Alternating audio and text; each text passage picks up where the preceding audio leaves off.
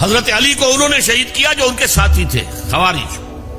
جنگ صفین میں حضرت معاویہ کے کہنے سے عمرو بن العاص رضی اللہ تعالیٰ عنہ نے قرآن مجید جو ہے نیزے پر اٹھا لیا کہ لڑائی بند کرو، قرآن کو حکم بنا لو، جو قرآن فیصلہ کر دے وہ ہم بھی قبول کریں، تم بھی کرو۔ حضرت علی کا خیال یہ تھا رضی اللہ تعالیٰ عنہ یہ چال ہے، اور انہوں نے روکا اپنے ساتھیوں کو، لیکن اکثر لوگوں نے کہا قرآن آ گیا بیچ میں، اب ہم کیسے ہتھیار چلائیں؟ اس میں میرا ذہن جاتا ہے ایک حدیث کی طرف، بڑی اہم حدیث ہے، اور اس کے راوی حضرت علی ہیں۔ حضرت علی فرماتے ہیں کہ حضور نے فرمایا انہا ستکون فتنۃ، ان قریب ایک بہت بڑا فتنہ رونما ہوگا۔ حضرت علی فرماتے ہیں میں نے عرض کیا مل مخرج منہا یا رسول اللہ، اس سے نکلنے کا راستہ کون سا ہوگا؟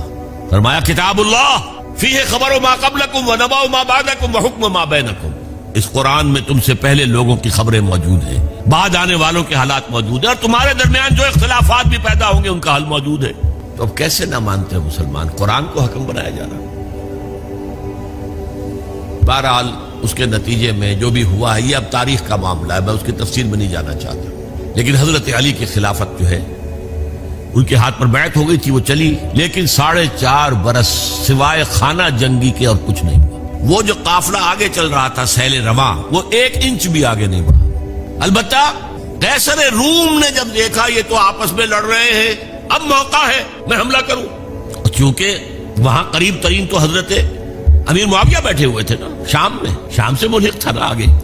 ایسا حضرت معاویہ نے خط لکھا، اور رومی کتے اگر تو نے دارالاسلام پر حملہ کرنے کی جرت کی تو سن لے کہ علی کی طرف سے لڑنے والوں میں سب سے پہلے معاویہ ہوگا تیرے خلاف، لہذا اس نے جرت نہیں کی۔ بہرحال حضرت علی کو شہید کرنے والے تھے ایکسٹریمسٹ جو خود ان کے اپنے ساتھیوں میں سے تھے۔ انہوں نے کہا وہ کہا حکم کیوں مانا؟